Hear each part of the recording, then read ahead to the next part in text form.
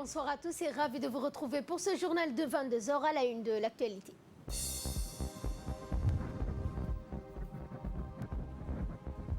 Le Premier ministre a reçu l'ambassadeur de la République fédérale de Somalie.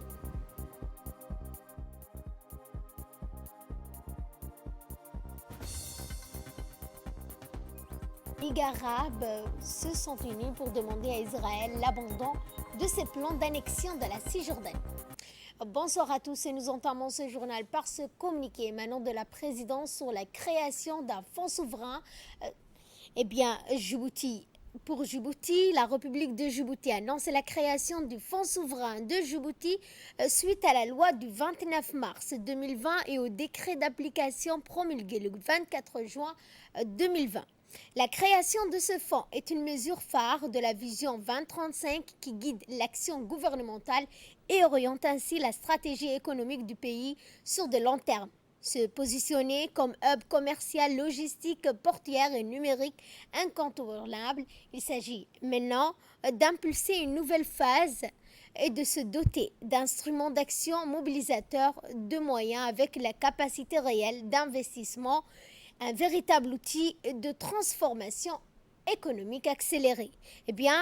Institué sous forme d'une société anonyme de droit privé dont seul l'actionnaire est demeurera toujours l'État, le fonds appartient à tout Djiboutien. Il s'inscrit pleinement dans l'impératif de développer le pays pour le seul but de rassembler les richesses nationales pour démultiplier la capacité à investir rapidement, se moderniser, à maximiser également son potentiel économique par son activité.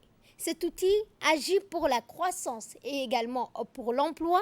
Aujourd'hui, tout en privilégiant la constitution de réserves importantes pour les générations futures. C'est un instrument interrégional qui rapproche les exigences pour le court-long terme avec celles du long terme. Le fonds a aussi pour objectif d'accentuer la capacité à agir de Djibouti. Il permettra pour le mieux de maîtriser les projets tout en privilégiant les intérêts nationaux et stratégiques du pays, d'augmenter sa marge de négociation avec les partenaires locaux ou internationaux et d'être partenaire solide, engagé que recherchent les investisseurs étrangers. Les investissements du fonds ciblent également pour priorité les pays ayant un lien économique avec elle, en particulier la région de la Corne de l'Afrique. Il s'agit d'investir et de co-investir dans les secteurs clés de l'économie comme les télécoms, les nouvelles technologies, mais également l'énergie, les infrastructures, la logistique, l'agriculture, la pêche. Le fonds aura pour vocation de privilégier le projet soutenant une croissance durable et la mise en œuvre de la transformation énergétique. Le fonds n'est pas un capital à risque dont l'ambition serait de générer des marges et des revenus à court terme. Le fonds est un investissement à long terme, donc compte tenu que Djibouti investit la totalité nette de son activité. Le fonds a choisi une structure de financement pérenne qui réunit une mise de fonds initiale significative avec des ressources récurrentes. La loi instituant prévoit des dotations étalées dans le temps qui pourront atteindre les 15 milliards de dollars dans 10 ans. La transparence et la gouvernance sont des éléments clés de la légitimité et de la crédibilité de ce fonds. Également, dans le domaine du fonds, il est placé dans des meilleurs standards internationaux en matière d'indépendance, de responsabilité de ses organes de gestion, de gouvernance, d'entreprise, de transparence, de rapport de performance en conformité avec la loi djiboutienne et les principes de Santiago. Avec la création du Fonds souverain de Djibouti et malgré la crise sanitaire mondiale liée à la pandémie du Covid-19, le pays est décidé plus que jamais à investir dans l'avenir de l'économie de demain. Fin de citation. Autre communiqué, un message de félicitations du président chinois Xi Jinping à l'approche de notre fête nationale. Eh bien, à l'occasion du 43e anniversaire de l'indépendance de la République de Djibouti, le président chinois a dit, je le cite, « Je tiens à adresser au nom du gouvernement chinois, ainsi qu'au nom mon nom personnel, mes félicitations sincères et mes meilleurs vœux à vous, à travers vous, au gouvernement et au peuple ami djiboutien », a écrit en substance le président Xi Jinping. Ces dernières années, la Chine et Djibouti ont eu leur confiance politique mutuelle s'approfondir chaque jour davantage, leur coopération pragmatique portait des fruits abondants et leur amitié s'enracinait dans les esprits. Depuis le début de l'épidémie du Covid-19, nos deux pays ont fait preuve de solidarité, d'entraide et ont inscrit un beau chapitre, a par ailleurs indiqué le président chinois, réitérant sa détermination à œuvrer aux côtés du président djiboutien en faveur du développement des relations sino-djiboutiennes et pour approfondir la coopération mutuelle avantageuse dans tous les domaines entre nos deux pays et porter le partenariat stratégique sino-djiboutien de nouveau palier. À noter qu'un message similaire, toujours dans le contexte actuel de l'approche de l'anniversaire de notre fête nationale, a été donc adressé au président de la République par le Premier ministre indien Narendra Modi. C'était dans les titres. Le Premier ministre Abdelkader Kamil Mohamed a reçu dans son cabinet à la primature l'ambassadeur de la République fédérale de Somalie, Dr Mohamed Nour Haji, pour une visite d'adieu. La rencontre entre les deux hommes a été l'occasion d'échanges fructueux et conviviaux. Également parler de l'excellence des relations existantes entre les deux pays. M. Nour Haji n'a pas manqué de souligner le rôle central de la République de Djibouti sous le leadership du président Guelleh, a toujours œuvré en faveur du dialogue, ses échanges coopératifs et du maintien de la paix dans la région et particulièrement en Somalie. Le Premier ministre a souhaité bonne chance aux diplomates qui regagnent son pays au terme de son accréditation. Et dans le cadre des échanges entre les parlementaires de la Ligue arabe, les travaux de la 3e séance plénière du Parlement arabe a tenu hier par vidéoconférence avec les participants de plusieurs parlementaires membres de la Ligue arabe. Cette conférence s'est déroulée à partir du siège de l'Assemblée nationale de Djibouti, avec la participation de plusieurs parlementaires. Les dossiers importants, les points saillants dans le monde arabe ont été débattus durant cette séance. Le ministre de la Santé, Mohamed Ouarsama Diria, a accueilli ce matin le vice-ministre des Affaires étrangères éthiopien, Redouane Hussein, à l'aéroport international d'Ambouli. La rencontre s'est déroulée au salon d'honneur de l'aéroport, au cours de laquelle les deux ministres ont donc discuté des liens séculaires et étroits qui lient la République de Djibouti et la République fédérale d'Éthiopie. À noter la présence de l'ambassadeur d'Éthiopie à Djibouti et de plusieurs cadres du département de la santé. Par ailleurs, le vice-ministre éthiopien est arrivé avec un important lot de médicaments, de gants, de masques chirurgicaux, de gel hydroalcoolique pour appuyer Djibouti dans la lutte contre le coronavirus.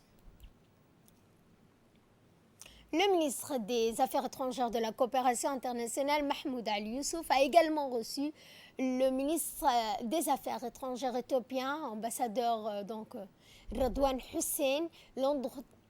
L'entretien s'est déroulé en présence de l'ambassadeur d'Éthiopie à Djibouti, de l'ambassadeur de Djibouti en Éthiopie était également présent, le secrétaire général par intérim du directeur des relations bilatérales, Yassir Hussein, ainsi que le directeur de la communication, Moussa Mohamed Omar.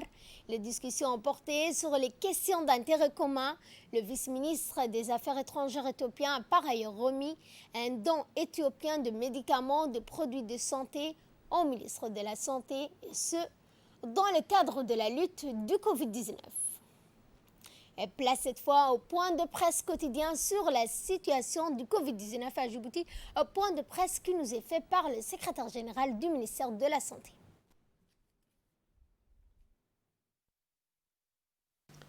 Je voudrais, comme chaque jour, vous faire le point sur la situation de Covid-19 à Djibouti. En ce jeudi 25 juin 2020, les principales données relatives à l'évolution de l'épidémie du Covid-19 en République de Djibouti se décline ainsi. 87 patients ont été déclarés guéris. Nous avons réalisé 250 tests. 5 personnes se sont révélées positives au Covid-19. Et nous ne déplorons aucun décès à ce jour. La situation épidémiologique est marquée par une régression progressive au continu des cas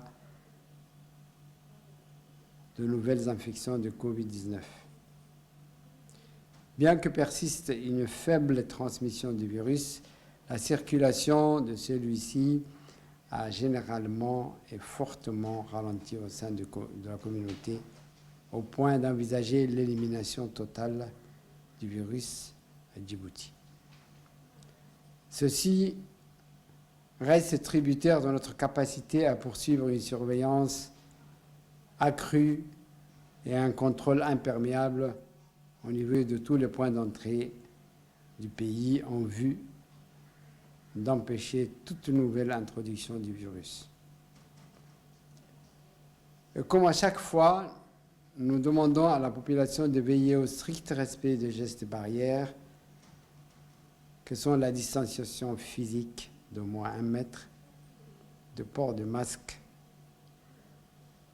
et de lavage de mains fréquent au savon ou avec une solution hydroalcoolique.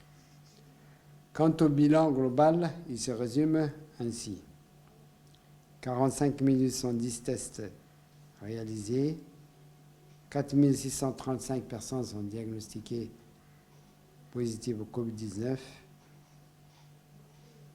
4 269 personnes sont déclarées guéries et nous enregistrons depuis le début de la pandémie à Djibouti 52 décès au total. Merci, restez vigilants, protégez-vous et protégez les autres. Et suite au décès de feu, Madame Habiba Abdillahi, la première dame et présidente de l'UNFD, Madame Khadra Mahmoud Haïd, a rendu un vibrant hommage à la mémoire de feu Habiba Abdillahi, célèbre artiste djiboutienne et personnalité très appréciée dans notre pays. Décédée lundi soir, feu Habiba Abdillahi n'aura pas été chez nous qu'une artiste à la voix mélodieuse. Elle aura été aussi une citoyenne qui incarnait les valeurs qui nous sont chères. Le vivre ensemble, la fraternité, l'amour de la nation, indiquait la première dame. Pour ceux qui comme moi, ont eu la chance de la côtoyer, feu Habiba Abdillahi savait également cultiver en privé des liens d'amitié durables. Au-delà de sa capacité à émouvoir le public sur scène, a ensuite souligné Madame Khadra Mahmoud Haïd, célèbre artiste djiboutienne. Feu Habiba Abdillahi aura pendant plus de 3 décennies marqué de son empreinte l'histoire artistique de notre pays. L'honorable mère de famille, elle laisse derrière elle plusieurs enfants. Inna lillah wa inna ilayhi raji'un. Autre actualité de ce 22h, le ministre du Travail chargé de la réforme de l'administration, Ismaël Ibrahim Roblé, a mis en place une commission chargée d'élaborer un plan d'action axé sur la communication, la sensibilisation, la promotion de services et de solutions numériques, le suivi de l'impact au niveau de l'administration publique. Le SECRA a présenté des programmes de travail et de sensibilisation aux mesures de protection sanitaire et d'adaptation des solutions nouvelles pour éviter la pandémie, et ce afin d'aboutir au renforcement de la résilience des institutions étatiques face au Covid-19. En les intégrant dans les standards de service de la DST qui ont été formulés en 2016 et signés par les 22 ministères et la médiature, pour asseoir les conditions de la délivrance d'un service public de qualité, mais aussi dans un milieu de travail sécurisé. Pour œuvrer à l'intégration harmonieuse de mesures sanitaires comme outil de réponse aux enjeux présents, cette commission a été mise en place pour engager une concertation et formuler un plan d'action axé sur la sensibilisation, l'information et la communication. Et à J-2 du 43e anniversaire de notre indépendance, la mairie de Djibouti, en collaboration avec l'OVD, ont procédé ce matin à des opérations d'enlèvement, d'évacuation des épaves dans l'avenue Nasser. Les agents de l'OVD ainsi que la maire de Djibouti et le maire adjoint ont supervisé ces travaux d'enlèvement et d'évacuation de certaines voitures, avaient complètement défiguré ces artères de circulation. À cette occasion, la maire de Djibouti, Fatouma Awale Ousmane, demande solennellement aux propriétaires de bien vouloir évacuer leurs véhicules des épaves. Dans le cas contraire, la mairie de Djibouti va procéder à leur enlèvement et cela à la charge des propriétaires. Toujours dans le cadre des préparatifs du 43e anniversaire de l'indépendance, le conseil de quartier d'Arhiba, la société civile ont répondu présent donc pour le nettoyage des artères de la capitale. Ce matin, plusieurs catégories telles que les associations ont pris part à ces travaux d'envergure. Djibouti demande à toutes les personnes de se mettre de travailler de concert avec la mairie de Djibouti pour une Djibouti propre, et ce à l'avènement du 43e anniversaire de notre indépendance. Direction l'Arabie Saoudite, où notre ambassadeur auprès du Royaume d'Arabie Saoudite, Diadine Saïd Bamakrama, a été reçu en audience par Dr Naïef Al-Jarraf, secrétaire général du Conseil de coopération des États arabes et du Golfe. Le nouveau secrétaire général du Conseil de coopération des États arabes a été nommé récemment à ce poste. Ainsi, avec l'ambassadeur djiboutien, ils ont pu discuter des relations de coopération existantes entre les deux États arabes. Et dans notre dossier de ce 22h, nous allons vous parler de l'évolution de la santé de notre pays. C'est le sujet de notre grand format et un magazine commenté par Mohamed Gass.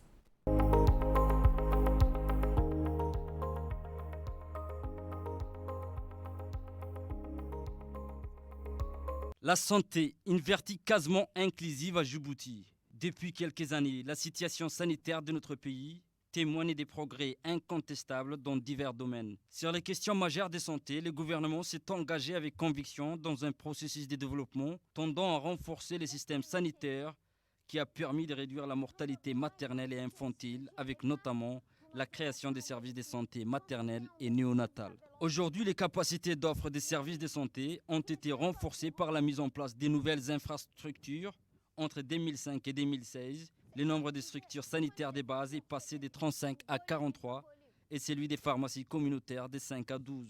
L'accessibilité géographique des établissements sanitaires s'est donc sensiblement améliorée et des équipements de laboratoire et d'imagerie médicale ont été installés dans les différents hôpitaux, à savoir l'hôpital général Pelletier, l'hôpital de Balbala, Cheko, ainsi qu'un nouveau pavillon au centre Dar el Hanan, exclusivement dédié à la santé maternelle et infantile. Cependant, inauguré en avril 2016 par le chef de l'État, l'hôpital régional Dr Ahmed Absi Warsama de la ville d'Ali Sabieh est un centre hospitalier moderne d'une capacité de 117 lits. Cette structure sanitaire, à l'architecture récente, non pavillonnaire, dispose de tous les plateaux techniques en vigueur en République de Djibouti. Les différents soins médicaux offerts sont la médecine polyvalente, l'ophtalmologie, la stomatologie, la pédiatrie, la maternité, les chirurgies orthopédie, viscérale, abdominale et évidemment un service de mise en charge des réanimations. Depuis sa mise en service, cet établissement couvre avec satisfaction les besoins en soins médicaux des deux régions d'ici, Ali Sabieh et Diril. Des interventions de haute technicité médicale. Les chirurgiens font usage de la voie coloscopie.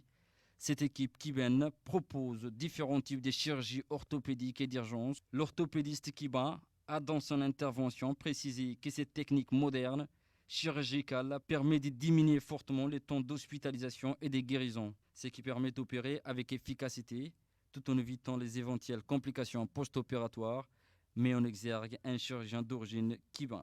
À Sassane, une poste de santé synonyme de soins de proximité qui font la fierté des populations des régions de l'intérieur du pays et surtout ceux qui ne peuvent se déplacer faute des moyens de transport. Donc, une poste de santé telle qu'à Sassane joue un rôle prépondérant pour renforcer la politique des soins de proximité. Rappelons aussi que des équipes mobiles dans les centres-villes et dans les régions de l'intérieur ont été mises en place et nombreux sillonnent les régions de l'intérieur pour prodiguer des soins à la population des localités les plus reculées.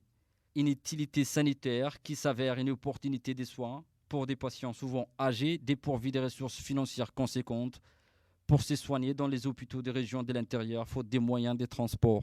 Mû par la volonté de servir ses concitoyens et sous l'impulsion du président de la République, le gouvernement a officiellement lancé les passes en 2016. Celui-ci est administré par la Caisse nationale de sécurité sociale et coordonné par le ministère des Affaires sociales et des Solidarités. Concrètement, les passes garantissent une couverture d'assurance maladie aux ménages vulnérables qui n'ont pas accès aux soins de santé, du progrès social au profit des classes populaires. Force est de constater que les passes ont changé la vie des ménages extrêmement vulnérables, des personnes à besoins spéciaux, mais aussi âgées et pauvres. En mieux, même si la notion d'ayant droit limite les bénéficiaires aux conjoints et aux enfants des personnes dépourvues des sources de revenus et donc d'affiliation au régime d'assurance maladie obligatoire. Et puis tout dernièrement, avec l'arrivée de cette pandémie de Covid-19 qui reste une tragédie globale, le gouvernement djiboutien a eu un immense courage de mettre tous les efforts, toutes les ressources sur la table pour reprioriser certains projets. L'État a su faire respecter les mesures barrières et la distanciation sociale afin de diminuer l'éventuelle propagation de ces virus. Il est juste de rappeler aussi le lancement d'une campagne de dépistage massif du Covid-19 visant à effectuer 45 000 tests en recourant au porte-à-porte. Comme vous pouvez bien le constater, cette campagne a ciblé en priorité les quartiers populaires dans l'objectif de mesurer la contagion communautaire et les personnels essentiels dans le secteur public-privé, ce qui a permis au gouvernement djiboutien d'affiner la stratégie et les mesures à prendre face à cette crise sanitaire. Enfin, la santé n'est pas l'absence des maladies, mais c'est un parfait équilibre des bien-être physique, mental et social, disait Nelson Mandela. Et le gouvernement djiboutien, ayant une idée claire de la notion de santé, a lancé ces 10 dernières années son navire de renforcement de santé pour que la réalité sanitaire des masses, aussi bien en ville qu'en campagne, reflète et réalise cet équilibre. Et à Tadjoura, cette fois, une formation des femmes marieuses et revendeuses de poissons a eu lieu le 24 juin au Centre d'aide sociale et d'autonomisation des femmes de Tadjoura. Comme la pêche est un secteur prometteur de lutte contre la pauvreté et l'insécurité alimentaire, les femmes revendeuses de poissons figurent aussi dans la chaîne d'approvisionnement et de commercialisation des produits de la pêche. Ainsi, cette formation a permis à certaines femmes d'acquérir certaines notions qui leur seront utiles. A dit qu'il cette fois où une réunion du programme d'adaptation des moyens de subsistance ruraux liés au changement climatique a eu lieu hier matin en présence du préfet de la région. Ainsi, une délégation conduite par le secrétaire général du ministère de l'Agriculture, de l'Élevage, de la Pêche de l'eau chargé des ressources halieutiques, M. Ibrahim Elmi, est accompagné de nombreux membres de la cellule d'exécution des projets pour s'entretenir ainsi avec les responsables de la région, dont notamment Aden Moussa Adrar, ainsi que les responsables des coopératives concernées. Eh bien, les agriculteurs n'ont pas manqué d'exprimer leur satisfaction pour ces gestes généreux du gouvernement qu'ils espéraient depuis longtemps. À peu près 2 ans, et aujourd'hui on est en phase de réalisation des réhabilitations de ces ouvrages. Ça concerne à peu près plus de 70 périmètres répartis entre la zone de Harrou, Arwa et Mouloud. En quoi consistent ces ouvrages? Ces ouvrages sont la réhabilitation des citernes, des retenues, des réservoirs, des mise en place de panneaux solaires pour les puits cimentés, mise en place des gouttes à gouttes dans tous ces périmètres-là. Donc ça va booster la production agricole comme ça a boosté dans la région de Assamo et de Ouima. Donc aujourd'hui, on est dans la zone de Dikhil. Donc nous avons rencontré les agriculteurs de ces zones en présence du préfet, de l'entreprise Nalco, du bureau d'études MCG, qui est mauritanien, et qui va superviser les travaux. Les travaux doivent durer 12 mois et nous espérons que la production de ces zones-là va doubler ou tripler l'année prochaine. Ali Sabier, le Croissant Rouge de Djibouti, en collaboration avec l'Organisation des Nations Unies pour l'enfance, l'UNICEF, a mené une campagne de sensibilisation sur l'importance de respecter rigoureusement les gestes et barrières en vue de lutter efficacement contre la pandémie du coronavirus. À travers ce rappel, l'objectif premier poursuivi étant d'amorcer progressivement la baisse significative de cas de Covid-19 dans le pays.